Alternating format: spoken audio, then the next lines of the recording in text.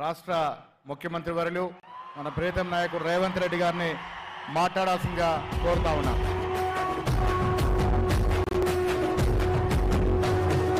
మూడు రంగుల జెండా బట్టి సింగమోలే కదిలినాడు ఒక్కరు కాంగ్రెస్ సూర్యుడు మన రాహుల్ గాంధీ నిగదీసి అడిగే మునగాడు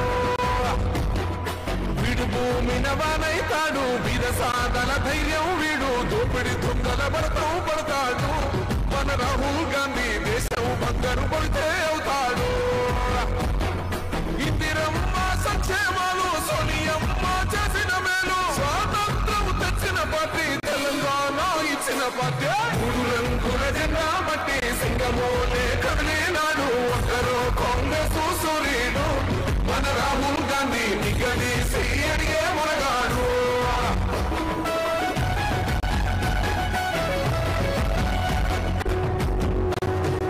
మూడు రంగుల జెండా బట్టి సింగమోలే కదిలినాడు ఒక్కరు కాంగ్రెస్ సూర్యుడు మన రాహుల్ గాంధీ నిగదీసి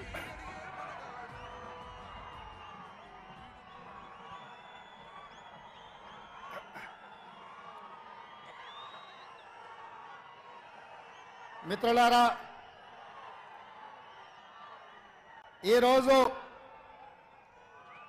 రాజీవ్ గాంధీ ప్రాంగణంలో కాంగ్రెస్ పార్టీ జాతీయ మాజీ అధ్యక్షుడు మన అభిమాన నాయకుడు శ్రీ రాహుల్ గాంధీ గారు అఖిల భారత కాంగ్రెస్ పార్టీ జాతీయ ఎన్నికల మేనిఫెస్టోను ఈ తెలంగాణ గడ్డ మీద నుంచి విడుదల చేసి ఏ గడ్డ మీద నుంచి అయితే సెప్టెంబర్ 17 నాడు శ్రీమతి సోనియా గాంధీ గారు తెలంగాణకు 6 గ్యారెంటీలు ఇచ్చి ఈ తెలంగాణ రాష్ట్రంలో 3 రంగుల జెండాను రెపరెపలాడించిందో అదే గడ్డ మీద నుంచి మన అభిమాన నాయకుడు శ్రీ రాహుల్ గాంధీ గారు ఈ జాతికి 5 గ్యారెంటీలను అంకితం చేయడం ద్వారా జూన్ 4 తారీఖు నాడు రాబోయే ఎన్నికల ఫలితాలలో ఇండియా కూటమిని గెలిపించి జూన్ 9 తారీఖు నాడు ఢిల్లీలో ఎర్రకోట మీద మువ్వన్నెల జెండా ఎగరేయడానికి ఈరోజు వారు ఇక్కడికి రావడం జరిగింది.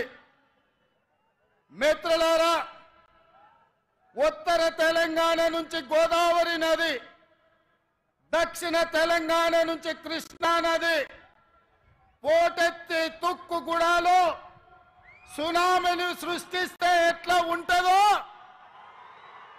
వందలు వేలు లక్షలలో కాంగ్రెస్ పార్టీ కార్యకర్తలు రాజీవ్ గాంధీ ప్రాంగణం తుక్కుగూడలో కదము తొక్కితే ఆనాడు బీఆర్ఎస్ ను తుక్కుగా ఎట్లా తొక్కిండ్రో మళ్ళీ ఈరోజు అదే ఉత్సాహంతో అదే ఊపుతో అదే పట్టుదలతో ఈ తుక్కుగూడ నుంచి భారతీయ జనతా పార్టీని తుక్కు తొక్కడానికి కదం తొక్కినందుకు మీకందరికీ మనస్ఫూర్తిగా హృదయపూర్వకంగా నమస్కారాలు తెలియజేస్తున్న మిత్రులారా, 7 అంతస్తుల మేడ బలంగా ఉండాలి అంటే పునాదులు బలంగా ఉండాలి. తెలంగాణ రాష్ట్రమే కాదు, దేశ రాజకీయాలలో కాంగ్రెస్ పార్టీ అధికారంలోకి రావాలి అంటే కార్యకర్తల పునాదులు బలంగా ఉండాలి. తండాలలో, గూడాలలో, మారుమూల పల్లెల్లో, పట్టణాలలో మీలాంటి లక్షలాది మంది కార్యకర్తలు కాంగ్రెస్ పార్టీ సైనికులై 100 అంతస్తుల మేడలను నిర్మించాలన్నా మీరు సైనికులుగా నిలబడి కొట్లాడినప్పుడే పార్టీ నిలబడుతుంది. ఎన్ని కష్టాలు వచ్చినా, ఎన్ని నష్టాలు వచ్చినా, ఎన్ని కేసులు పెట్టినా, ఎంతమంది జైల్లో పెట్టినా మీ రక్తాన్ని చెమటగా మార్చి మీ ఊపిరినైనా వదిలిండ్రు కానీ ఈ మువ్వన్నెల జెండా వదలలేదు. మీ శ్రమతోనే, మీ కష్టంతోనే, మీ త్యాగంతోనే ఈ తెలంగాణ రాష్ట్రంలో ఇందిరమ్మ రాజ్యం ఏర్పడ్డది. ఇందిరమ్మ రాజ్యంలో సోనియమ్మ ఇచ్చిన సంక్షేమాలు 6 గ్యారంటీలను ఇవాళ మనం అమలు చేస్తున్నాం. సోదరులారా, ఇవాళ మిత్రులారా, ఈ తెలంగాణ స్ఫూర్తితో, ఈ వైబ్రెంట్ తెలంగాణ నినాదంతో జాతీయ స్థాయిలో నరేంద్ర మోడీ గారు ఏదైతే గుజరాత్ మోడల్ అంటుండో, గుజరాత్ మోడల్ మీద వైబ్రెంట్ తెలంగాణ ఆధిపత్యాన్ని చూపిస్తుంది, అభివృద్ధి పదం వైపు ఈ దేశాన్ని నడిపిస్తుందని ఈ సందర్భంగా సవినయంగా తెలియజేస్తున్న మిత్రులారా, ఇవాళ ఆలోచన చేయండి. భారతీయ జనతా పార్టీ వాళ్ళు మాకు అవకాశం ఇవ్వండి అంటారు. నేను అడుగుతున్న భారతీయ జనతా పార్టీ నాయకులను, 10 సంవత్సరాల నుంచి మీ పార్టీ, మీ నాయకుడు నరేంద్ర మోడీ గారు ఈ దేశంలో ప్రధానమంత్రిగా ఉన్నాడు. నిరుద్యోగ యువకులకు ప్రతి సంవత్సరం 2 కోట్ల ఉద్యోగాలు ఇస్తా అన్నారు. 10 ఏళ్లలో 20 కోట్ల ఉద్యోగాలు ఇవ్వాలి.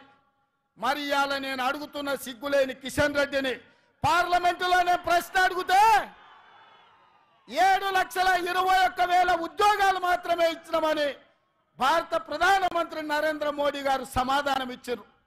20 కోట్ల ఉద్యోగాలు ఇస్తాని 7 లక్షల ఉద్యోగాలు ఇచ్చినందుకు ఇవాళ నరేంద్ర మోడీకి ఓటేయాలనా నేను అడుగుతున్నా. రైతుల ఆదాయాన్ని 2 చేస్తామని మాట ఇచ్చిన మీరు వేలాది లక్షలాది మంది రైతులు ఢిల్లీ సరిహద్దుల్లో రైతు వ్యతిరేక నల్ల చట్టాలను తెస్తే 16 నెలలు సైనికులాగా పోరాటం చేసి 750 మంది రైతులు అమరులైతే కనీసం ఆ రైతులను పరామర్శించలేదు, ఆ కుటుంబాలను ఆదుకోలేదు. రైతులను చంపినందుకు భారతీయ జనతా పార్టీకి ఇవాళ ఓటేయాలనా నేను అడుగుతున్నా. 2022 వరకు ప్రతి పేదవాడికి ఇల్లు ఇస్తున్న నరేంద్ర మోడీ తెలంగాణ రాష్ట్రంలో ఎన్ని ఇల్లు ఇచ్చిందో లెక్క చెప్పి మీరు ఓట్లు అడగాలని నేను ఇవాళ బీజేపీ నాయకులను అడుగుతున్నా. ఇవాళ నరేంద్ర మోడీ గారు మతాల మధ్యలో చిచ్చు, ప్రాంతాల మధ్యలో చిచ్చు, భాషల మధ్యలో చిచ్చు, ఇవాళ వరకు చిచ్చు పెట్టి విభజించి ఇప్పటి వరకు అధికారం నిలబెట్టుకున్నాడు. ఇక ఇప్పుడు దేశాన్నే విభజించి చిచ్చు పెట్టి 3వసారి అధికారం రావాలని కుట్ర చేస్తుండు. ఇవాళ దక్షిణ భారతదేశం, ఉత్తర భారతదేశం మధ్యలో చిచ్చు పెట్టి దేశాన్ని విభజించే పరిస్థితి నరేంద్ర మోడీ గారు తెచ్చిండ్రు. అందుకోసం ఓట్లు వేయాలనా నేను అడుగుతున్నా. అంతెందుకు మిత్రులారా, హైదరాబాద్ నగరంలో వరదలు వచ్చినాయి, లక్షలాది మంది నిరాశ్రయులైన. ఆనాడు ఢిల్లీ నుంచి నరేంద్ర మోడీ నుంచి 1 పైసైనా సికింద్రాబాద్ ఎంపీ కిషన్ రెడ్డి తెచ్చిండా? సిగ్గులేని కిషన్ రెడ్డి మునిగిపోతే 1 పైసదేలే. ఇవాళ ఏ ముఖం పెట్టుకొని ఇవాళ ఓట్లు అడుగుతున్నామని నేను చెప్తున్నా. అందుకే మిత్రులారా, నరేంద్ర మోడీ అన్న నమో అంటే నమ్ముతే మోసం. 10 ఏళ్ళు ప్రధానమంత్రిగా ఉన్నాడు, ఇవాళ మళ్ళీ ఓటేయమంటుండు. బీజేపీకి ఓటేస్తే ఆయన మన చంద్రమండలానికి రాజైతాడా?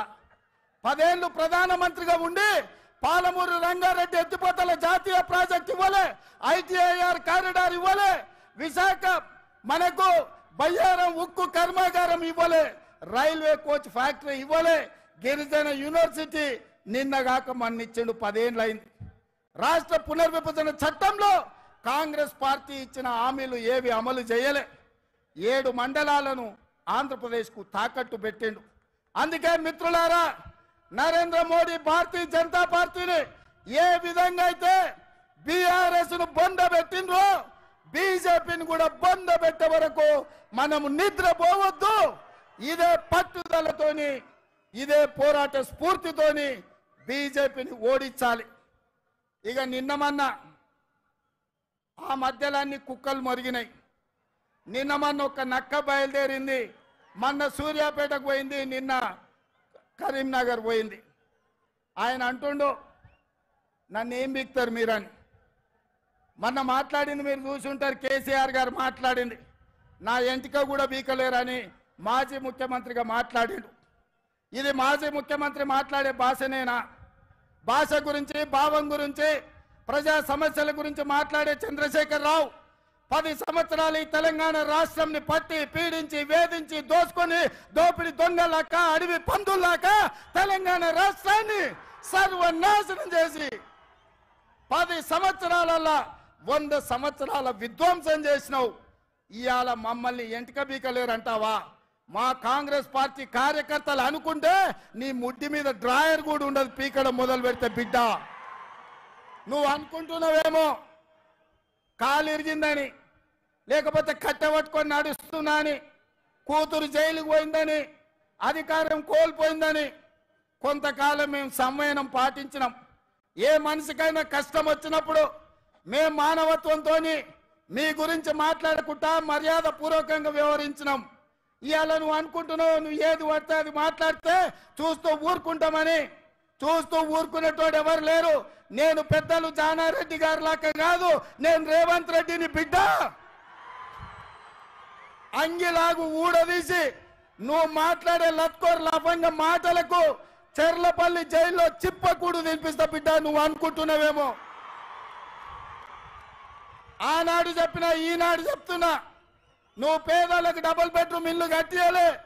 నేను మాత్రం నీకు తప్పకుండా డబుల్ బెడ్రూమ్ ఇల్లు కట్టిస్తా చెర్లపల్లి జైల్లో. ఎందుకంటే కొడుకు కోడలు వస్తే యాడు ఉండాలి, బిడ్డ అల్లుడు వస్తే యాడు ఉండాలి. అందరు కలిసి చెర్లపల్లి జైల్లో ఉండేటట్టు మీకు డబుల్ బెడ్రూమ్ ఇల్లు కట్టించే బాధ్యత మా లక్షలాది మంది కాంగ్రెస్ పార్టీ కార్యకర్తలు తీసుకుంటారని చెప్పి నేను ఈ వేదిక మీద నుంచి చెప్పదలుచుకున్నా. అందుకే మిత్రులారా, మీరు ఆలోచన చేయండి.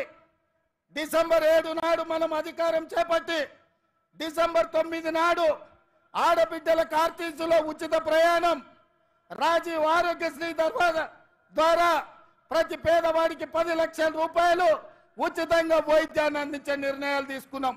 ఇదే కాదు, మా మిత్రుడు పెద్దలు బట్టి విక్రమార్క గారు ఆర్థిక సమస్యలు, రాష్ట్రం సంక్షోభంలో ఉంటే, జీత భత్యాలు ఇవ్వలేని పరిస్థితిలో రాష్ట్రం ఉంటే ప్రభుత్వ ఉద్యోగులకు అదేవిధంగా పెన్షన్దారులకు 1వ తారీఖు నాడు జీత భత్యాలు ఇచ్చి రాష్ట్ర ఆర్థిక పరిస్థితిని గాడిలో పెట్టిండు. ఇదే కాదు, ఆడబిడ్డలను దృష్టిలో పెట్టుకొని కట్టెల పొయ్యితోని కన్నీళ్లతోని ఆడబిడ్డలు కష్టపడుతుంటే వాళ్ళ కన్నీళ్లు తూడవడానికి సోనియమ్మ మాట ప్రకారం 500 రూపాయలకే ఆడబిడ్డలకు సిలిండర్ ఇచ్చి ఆడబిడ్డల కష్టాలు తీర్చినాం. అదే కాదు, పేదవాళ్లకు ఇంటింటికి ఉచితంగా 200 యూనిట్ల పథకాన్ని అమలు చేసి నిరూపించినాం. ఇదే కాదు, ఇవాళ చంద్రశేఖర్ రావు గారిని నేను అడుగుతున్నా, ఆనాడు పల్లెల్లో, తండాలలో, గూడాలలో ఇందిరమ్మ ఇండ్లు 25 లక్షలు మేము కట్టించినాం. మా కోమటిరెడ్డి ఎంకన్నా చెప్తున్నాడు ఇందిరమ్మ ఇండ్ల గురించి నువ్వు చెప్పాలి. మిత్రులారా, నేను ఇవాళ అడుగుతున్నా, 10 ఏళ్ళ సన్నాసి కట్టించిన, సోయిలేని ప్రభుత్వం కట్టించిన డబుల్ బెడ్రూమ్ ఇండ్లు ఎన్ని ఉన్నాయి? ఇవాళ మనం 4.5 లక్షల ఇందిరమ్మ ఇండ్లు 22,500 కోట్లతో ఖమ్మం జిల్లాలో మిత్రుడు పొంగులేటి శ్రీనివాసరెడ్డి ఆ శాఖలో మనం పనులు ప్రారంభించుకున్నాం. లక్షలాది ఇందిరమ్మ ఇండ్లు కట్టించే బాధ్యత మాది. నేను అందుకే ఇవాళ సవాలు విసురుతున్న చంద్రశేఖర్ రావుకు, డబుల్ బెడ్రూమ్ ఇండ్లు కట్టించిన ఊర్లలో నువ్వు ఓట్లాడుగు, ఇందిరమ్మ ఇండ్లు ఉన్న ఊర్లలో మేము ఓట్లు అడుగుతాం, మీకు డిపాజిట్లు వస్తే చూసుకుందామని చెప్పి నేను సవాలు విసురుతున్నా. అందుకే మిత్రులారా, ఇవాళ ఈ రాష్ట్రంలో జరగబోయే ఎన్నికలు నేను ఒక్క మాట ఈ వేదిక మీద నుంచి సూటిగా నరేంద్ర మోడీ, కల్వకుంట్ల చంద్రశేఖరరావుకు విసిరదలుచుకున్నా. నేను, నా మిత్రులు, నా సహచర మంత్రివర్గం 100 రోజుల్లో మా పరిపాలన మీ ముందల పెట్టినాం, మా పాలసీలు మేము అమలు చేసినాం. ఇవాళ నేను అడుగుతున్న మిత్రులారా, 100 రోజుల్లో మేము మంచి పాలన ఇస్తే, సంక్షేమ పథకాలు అమలు చేస్తే, 6 గ్యారంటీలు అమలు చేయడానికి చిత్తశుద్ధితో ప్రయత్నం చేస్తే తెలంగాణ రాష్ట్రంలో మమ్మల్ని 14 సీట్లలో గెలిపించండి. ఒకవేళ మా పాలన సరిగ్గా లేకపోతే మాకు ఓటు ఇవ్వాలనో లేదో మీరు ఆలోచన చేయండి. మేము ఈరోజు నిజాయితీగా కడుపు కట్టుకొని కష్టపడి రోజుకు 18 గంటలు నిరంతరం కష్టపడి ఇవాళ 6 గ్యారెంటీలను అమలు చేసి ఇవాళ మీ ముందుకు వచ్చినాం. అందుకే తెలంగాణ సమాజానికి మేము భవిష్యత్తులో మంచి పాలన అందించాలి, ఢిల్లీ నుంచి నిధులు తెచ్చుకోవాలి, ఢిల్లీ నుంచి అనుమతులు తెచ్చుకోవాలి అంటే తెలంగాణ నుంచి 14 ఎంపీలు మాకు కావాలి. ఇవాళ రాహుల్ గాంధీ గారిని ఈ దేశానికి ప్రధానమంత్రిని చేయాలి అంటే తెలంగాణ రాష్ట్రం ఇచ్చిన సోనియమ్మ బిడ్డ. కన్యాకుమారి నుంచి కశ్మీర్ వరకు 4000 కిలోమీటర్లు మండు టెండల్లో మంచు కొండల్లో తెలంగాణలో కూడా 22 రోజులు పాదయాత్ర చేసిండు. ఈ దేశంలో ఏ నాయకుడైనా పేదల కోసం, దళితుల కోసం, గిరిజనుల కోసం, మహిళల కోసం, మైనార్టీల కోసం, యువకుల కోసం 4000 కిలోమీటర్లు ఎవరైనా పాదయాత్ర చేసిండ్రా? మన నాయకుడు రాహుల్ గాంధీ గారు మండు టెండల్లో మంచు కొండల్లో కన్యాకుమారి నుంచి కశ్మీర్ వరకు పాదయాత్ర చేసి పేద ప్రజలకు అండగా నిలబడ్డాడు. ఇదే కాదు, మణిపూర్ నుంచి ముంబై వరకు 6700 కిలోమీటర్లు మొత్తం 25 రాష్ట్రాలలో ప్రజల కోసం ప్రాణ త్యాగం చేయడానికి సిద్ధమై పాదయాత్ర చేశాడు. మరి అలాంటి నాయకుడు ఈ దేశానికి ప్రధానమంత్రి కావాలనా? హెలికాప్టర్లో తిరుక్కుంటూ విదేశీ పర్యటన చేసుకుంటూ గంటకు డ్రెస్సులు మార్చుకుంటూ చెప్పిన అబద్ధం చెప్పకుండా జనాలను వంచిస్తున్న నరేంద్ర మోడీ ఈ దేశానికి ప్రధానమంత్రి కావాలన్నా? ఈ దేశంలో ఉన్న యువకులారా మీరు ఆలోచన చెయ్యండి. ఎందుకంటే పదే మోడీ గారు అంటున్నారు परिवार है कांग्रेस। भैया राहुल भैया, मैं एक बात साफ मैं कहना चाहता हूं, आने वाले चुनाव नहीं है, ये लड़ाई है। ये लड़ाई 2 परिवारों के बीच का लड़ाई है। एक परिवार नरेंद्र मोदी परिवार, दूसरे परिवार गांधी परिवार। नरेंद्र मोदी जी के परिवार में ईवीएम है, ईडी है, इनकम टैक्स है, सीबीआई है। ये 4 और नरेंद्र मोदी जी का परिवार है। हमारी परिवार शहीद हुए इंदिरा जी, हमारी परिवार शहीद हुए राजीव गांधी जी, हमारी परिवार। जो प्रधानमंत्री राष्ट्रपति पदवी त्याग किए वीर वनिता सोनिया जी, हमारी परिवार। देश के लिए जान का कुर्बानी देने के लिए तैयार हो गए राहुल जी, हमारे परिवार। प्रियंका जी, हमारे परिवार। लाखों करोड़ों कांग्रेस पार्टी कार्यकर्ता इस देश में देशभक्ति जितने लोगों को है, सब हमारी परिवार। ये परिवार में देखेंगे नरेंद्र मोदी परिवार जीतेगा या गांधी परिवार जीतने वाले देश के लिए शहीद हुए परिवार इस लड़ाई में जीतने वाले हम देखेंगे। हम टक्कर लेंगे बराबर। नरेंद्र मोदी जी का परिवार से टक्कर लेंगे। ईवीएम को हरा देंगे, ईडी को हरा देंगे, सीबीआई को हरा देंगे। वैसे ही इनकम टैक्स वाले को भी हम हरा देंगे। इस देश को बचाने के लिए, संविधान को बचाने के लिए हम लोग कोशिश करेंगे। नहीं है तो ये देश बचेगा नहीं। संविधान को बदलने के लिए नरेंद्र मोदी साजिश कर रहा है। ये रोकने के लिए आपके साथ पूरा तेलंगाना खड़े रहकर आपके मदद में हम रहेंगे। इस लड़ाई में हम शहीद हुआ भी कोई परवाह नहीं है, हम आपके साथ ये जंग लड़ेंगे। आप सब लोग तैयार है? तैयार है? तैयार है? तैयार है? जो तैयार है सब खड़े रहो। आने वाले चुनाव में రాబోయే ఎన్నికల్లో రాహుల్ గాంధీతో నిలబడి రాబోయే యుద్ధంలో పోరాటం చేసే వాళ్ళందరూ చేతులెత్తి నిలబడండి, అందరూ చేయి పైకెత్తండి. జై కాంగ్రెస్, జై జై కాంగ్రెస్. హస్తం గుర్తుకే తెలంగాణ నుంచి 14 మంది ఎంపీలను గెలిపేయడానికి సిద్ధమా? సిద్ధమా?